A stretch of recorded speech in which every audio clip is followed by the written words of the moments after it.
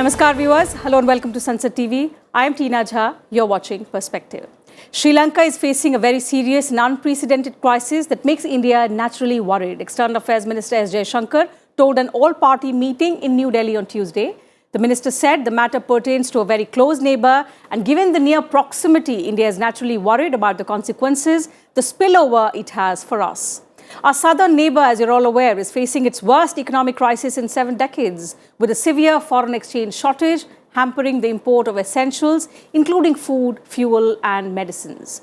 Amid public revolt against the government for mismanaging the economy, President Gotabaya Rajapaksa fled the country. Prime Minister Ranil Wickremesinghe is the acting president until the country elects a new president this week.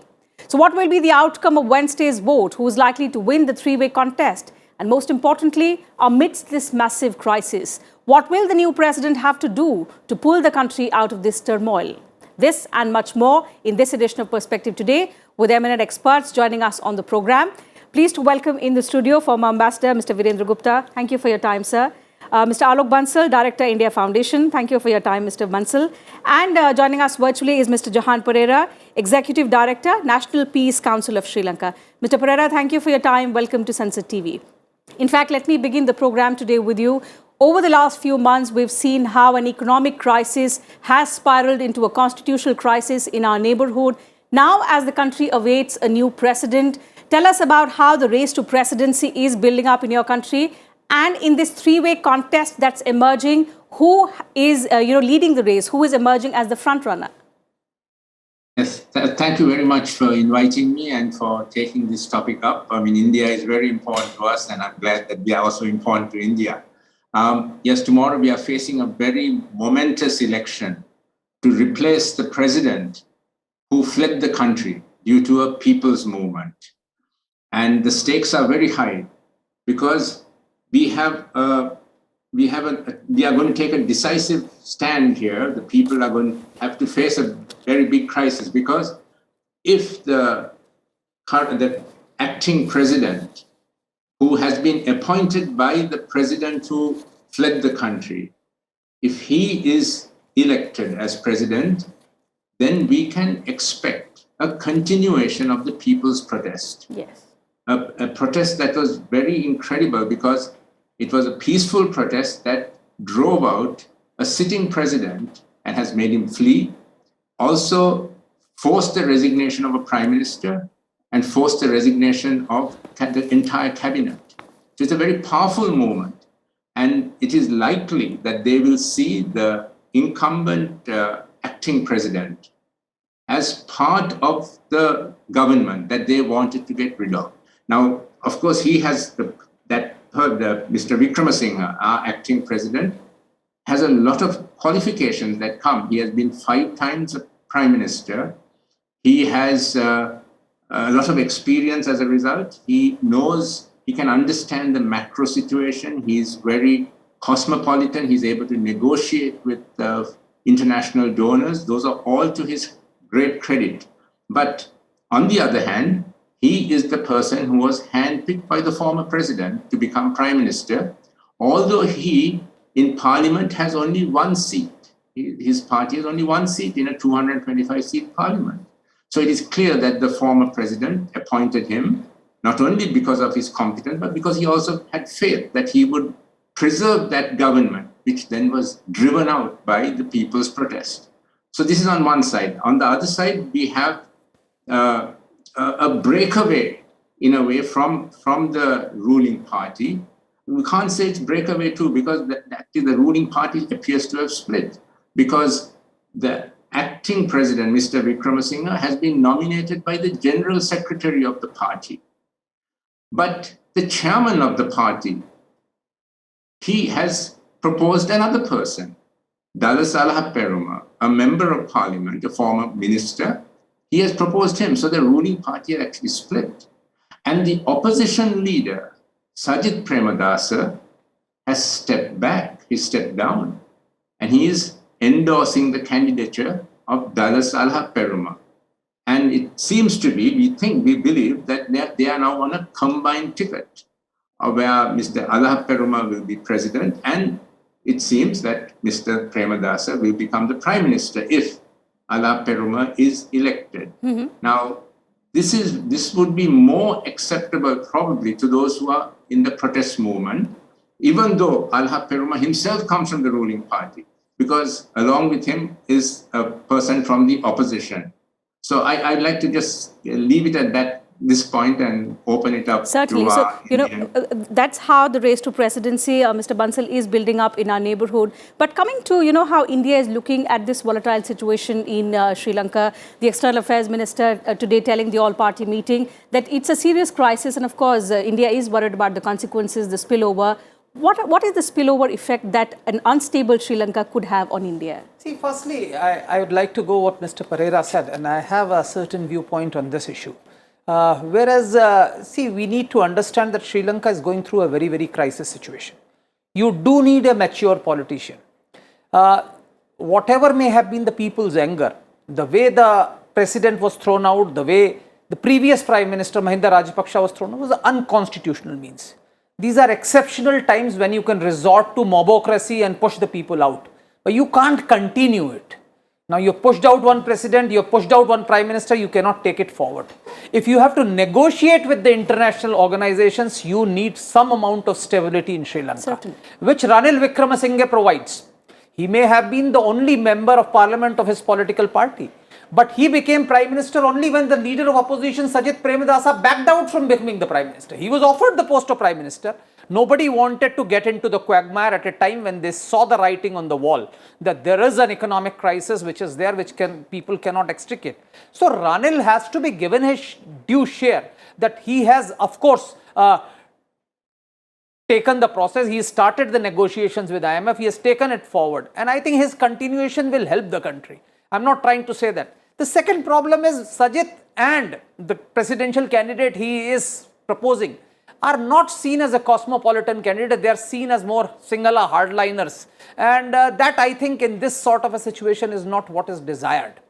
Now, as far as Sri Lanka's crisis is concerned, there is a major crisis. People are on the roads. The essentials are not available. There are people who have died while waiting for the fuel in the queue.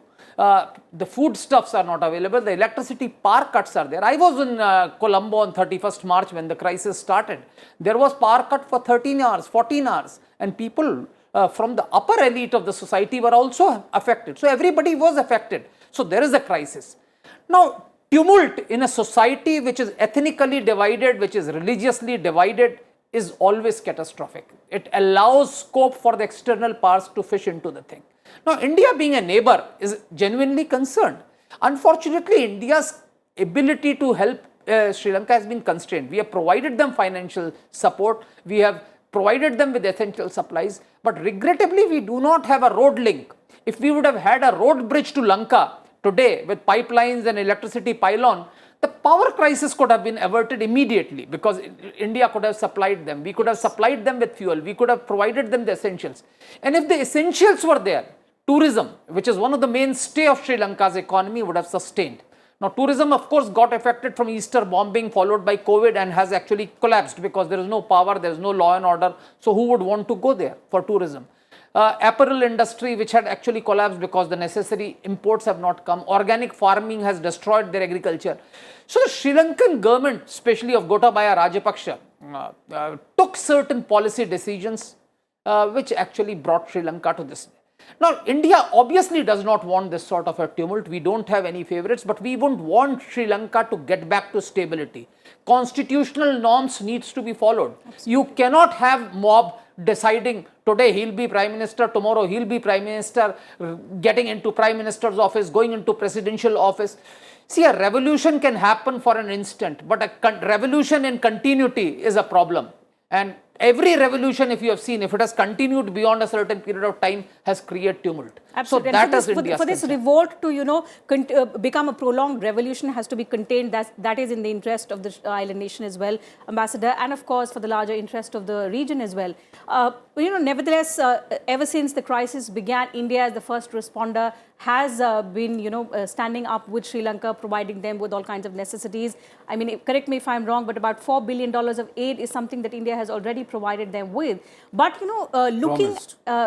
is promised, and I believe more is still on the way. But the fact is, until there is stability in the country, and the demand is, of course, going to be more and more if this crisis continues, what more can India do for, Sri Lanka to actually have a stable government? Because we have a policy of not interfering, of course, with their own, government formations and things like that.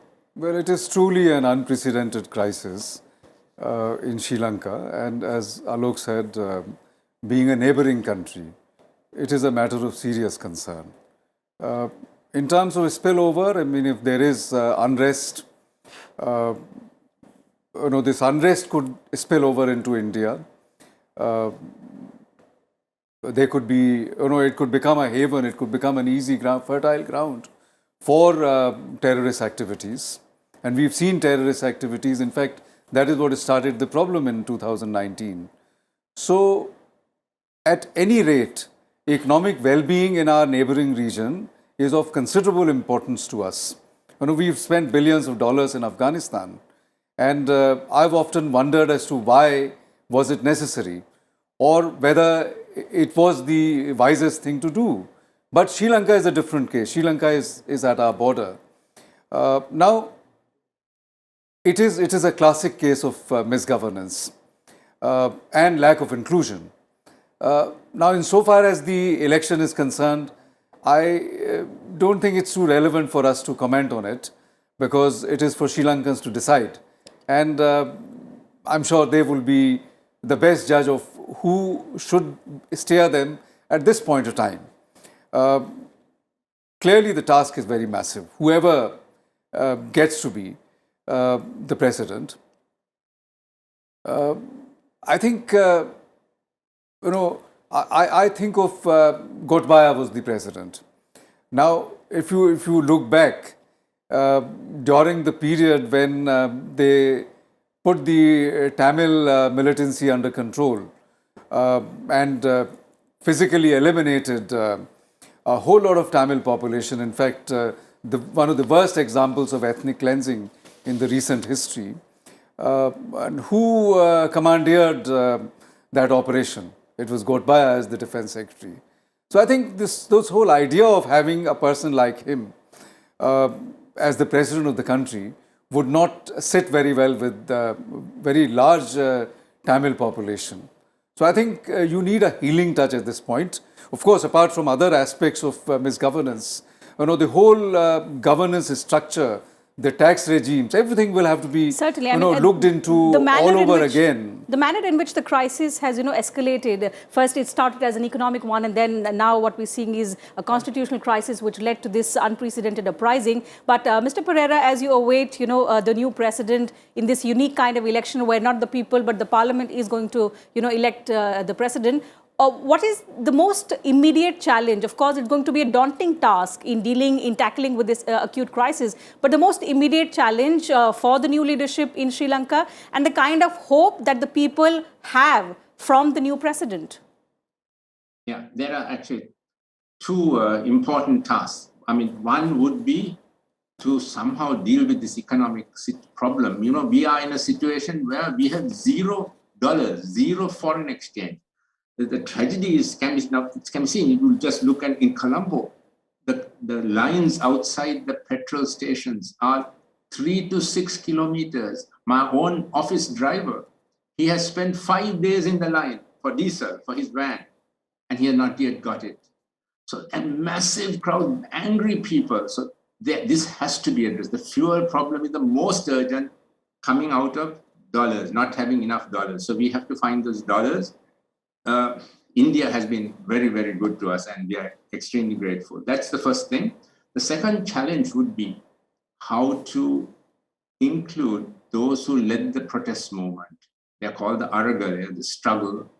They are young people. Most of them are young, but we must not make a mistake and say they don't represent us. They do represent, because the core group is small, maybe several hundred, but when the occasion demands, tens of thousands come, families with their children, because we in a way we trust that our government and our armed forces won't be so repressive as to fire on us.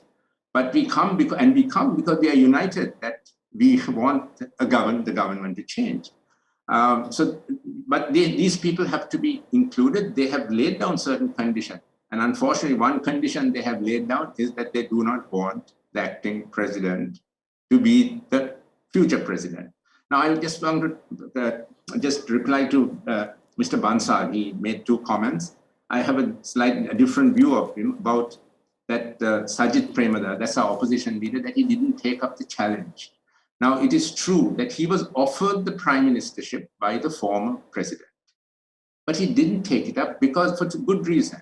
The former president and any president has enormous powers. The prime minister is very weak compared to the president.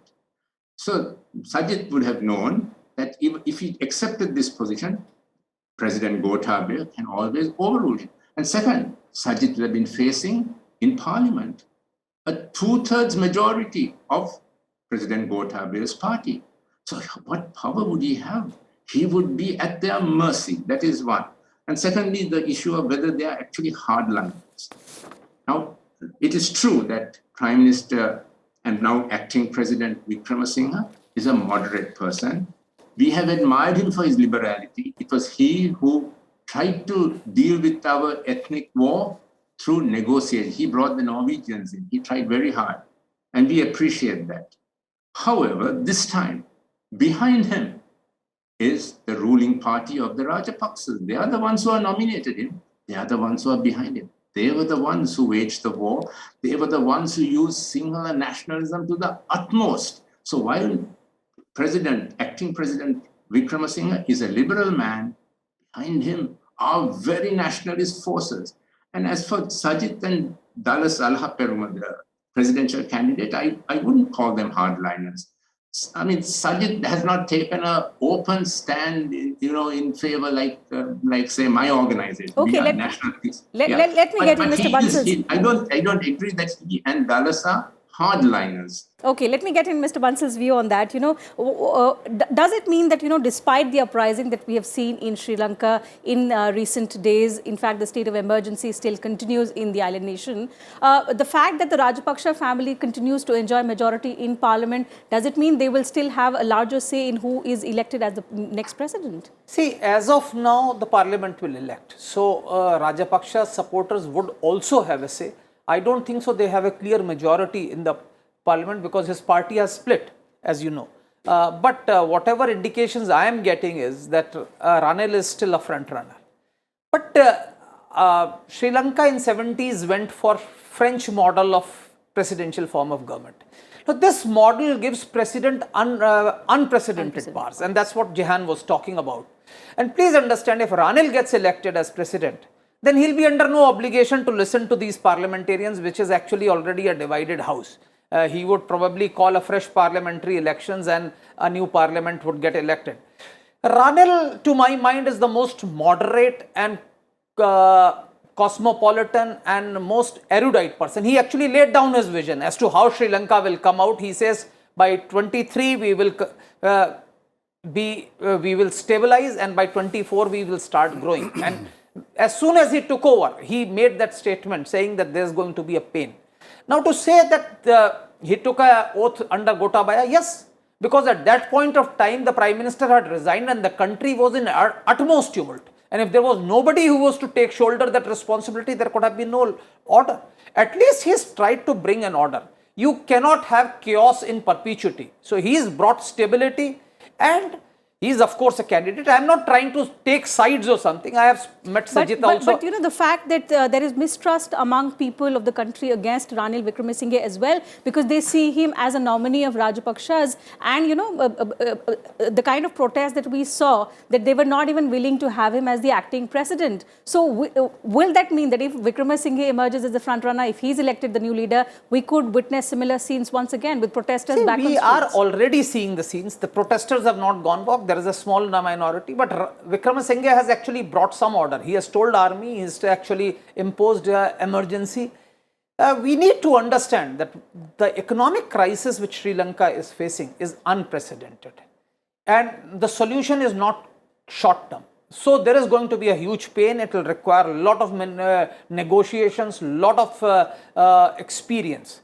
And to my mind, at this stage, to get somebody who has virtually very little experience of It's governance. actually now so intertwined, Ambassador, that economic, political crisis, they have to be dealt together. They can't be seen in silos. So even if you talk about, dealing with economic situations, you go to IMF, you go to World Bank, the first thing that they're going to do is ask for austerity measures, which is going to affect the same people who are, at the receiving end at the moment, they're already in pain, and perhaps the austerity measures will impact them further. So, I mean, it's ultimately those very people who are suffering now and who will be suffering even then if Sri Lanka gets some kind of support from these global institutions. Yes, but for any bailout package, those would be essential conditions.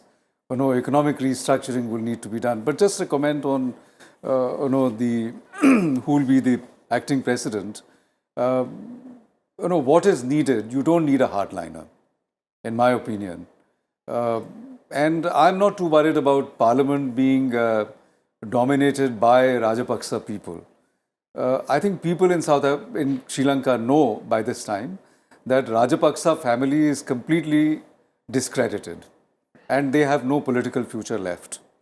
So I think in politics, people change sides very quickly. So even though they may have been Rajapaksa's men, they will decide independently. And you could well be right. I mean, Ranil could invite those kind of issues.